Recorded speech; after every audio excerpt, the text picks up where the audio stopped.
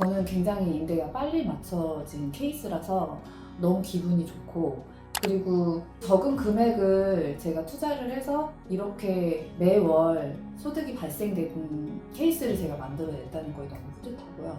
좋습니다. 그러면 앞으로도 월세 투자를 더 할 생각이신 거예요? 네. 처음에 이 물건을 보셨을 때 왜 들어가 볼 만하다고 생각하셨어요?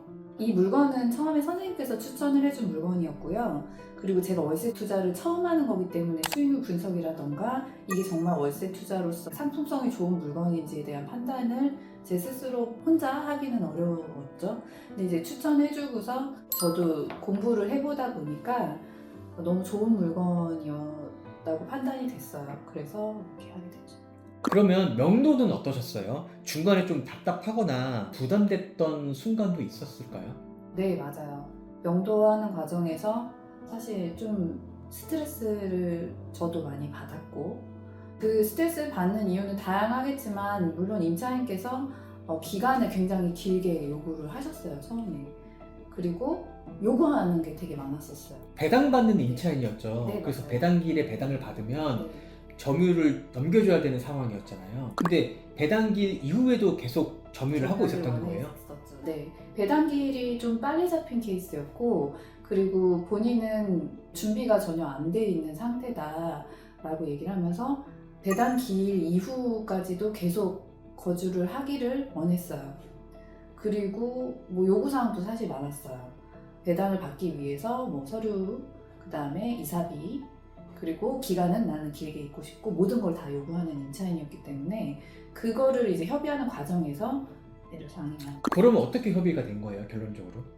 일단은 뭐 임차인이 원하는 대로 저는 다 들어줄 수 있는 입장이 아니고, 저도 그렇기 때문에 빠르게 명도가 되기 위해서는 그렇다고 해서 모든 걸 다 거절할 수는 없는 상황.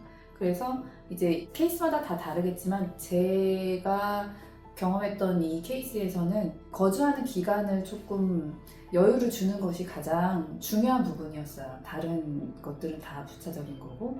그래서 배당 기일 이후에도 이 임차인께서 더 거주하실 수 있게끔 기간을 2주에서 3주 정도를 비용 없이 거주하실 수 있도록 편의를 제가 봐드리겠다라고 제안을 했을 때 임차인께서 수긍을 하셨고, 그래서 명도가 원활하게 진행됐습니다.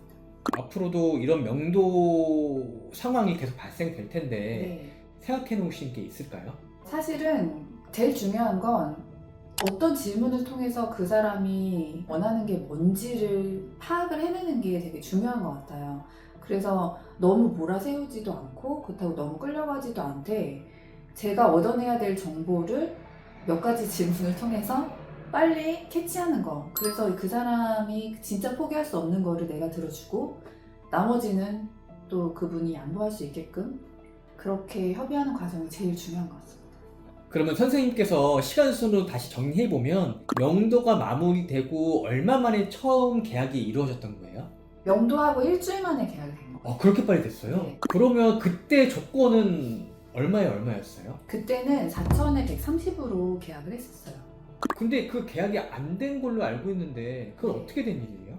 이 물건을 굉장히 마음에 들어 하시는 가족분이 계셨어요. 2번을 방문을 하셔서 2번째 방문하신 때에 가격금을 받았습니다.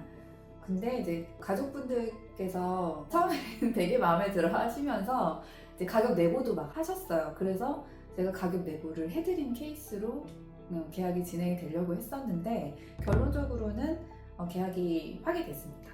그러면 그 계약이 파기가 되고 네, 4,800에 135로 최종적으로 그럼 두 번째 계약은 네. 얼마 만에 계약이 되는 거예요? 이전 계약이 파기되고 2주 만에 계약됐습니다.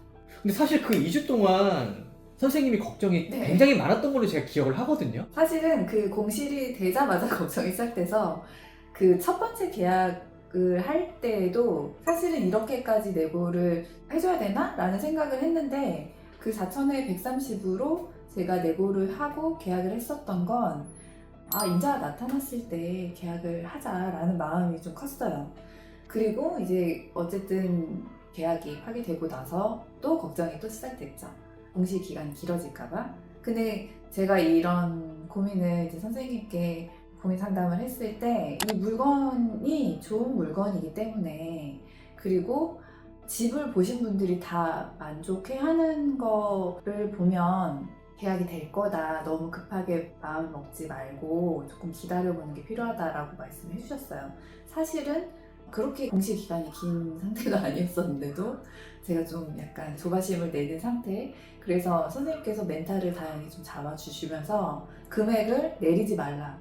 급한 마음에 금액을 그렇게 내고를 많이 해줄 필요가 없는 물건이다 라고 말씀을 해주셨고, 저는 그걸 믿고 기다리니까 이렇게 결과가 좀 좋았던 것 같습니다. 이게 공실이라는 게 월세 투자를 하면은 항상 따라다니는 것 같아요. 하지만 내 물건이 괜찮고 상품성이 좋은 물건이라면 어쨌든 공실은 해결되거든요. 그래서 2주라는 기간이 어떻게 보면 긴 기간이라고 생각하실 수도 있지만 월세 투자에서 2주면 정말 빠르게 계약이 된 거예요. 이번 기회를 계기로 내가 정한 수익률 기준에 맞춰서 하신다면 결과는 자연적으로 따라올 것 같아요. 네, 맞아요. 막연하게 기다리는 게 아니고, 제가 이런 어떤 물건의 분석을 잘 하고 수익률에 맞춰서 진행을 한다고 하면은 그렇게 막 조바심을 낼 필요가 없을 것 같습니다. 이렇게 좋은 조건으로 월세 네. 계약까지 마무리하시고 네. 우리가 처음 계산했던 것보다 어쨌든 좋은 조건으로 잘 마무리됐잖아요. 네, 네. 처음 월세 투자를 경험하시고 나서 어떤 소감이 드는지도 궁금해요. 저는 처음이라서 걱정했었던 부분이 되게 여러 단계에 많았어요. 근데 가장 걱정됐었던 건 임대가 잘 맞춰질지, 공시의 기간이 길어지면 어떻게 해야 될지, 그런 부분 때문에, 그거는 이제 제가 어떻게 할 수 있는 부분이 아니잖아요. 그래서 그게 가장 걱정이었는데, 저는 굉장히 임대가 빨리 맞춰진 케이스라서 너무 기분이 좋고, 그리고 적은 금액을 제가 투자를 해서 이렇게 매월 소득이 발생된 케이스를 제가 만들어냈다는 거에 너무 뿌듯하고요. 좋습니다. 그러면 앞으로도 월세 투자를 더 할 생각이신 거예요? 네, 뭐 제가 돈이 되는 한 많이 해보고 싶습니다. 근데 이번에 경험하셨지만 한 채를 월세 구조로 세팅하는데 600만 원밖에 안 드신 거잖아요. 게다가 우리가 월세 투자를 하는 것은 비주택이니까 네, 더더욱 보유세에 대한 부담도 적고, 네, 저는 선생님이 하신 이대로만 똑같이 해 나간다면 네, 네. 정말 뭐 1, 2년 안에 한 사람 연봉 정도는 충분히 받을 수 있을 것 같아요. 네,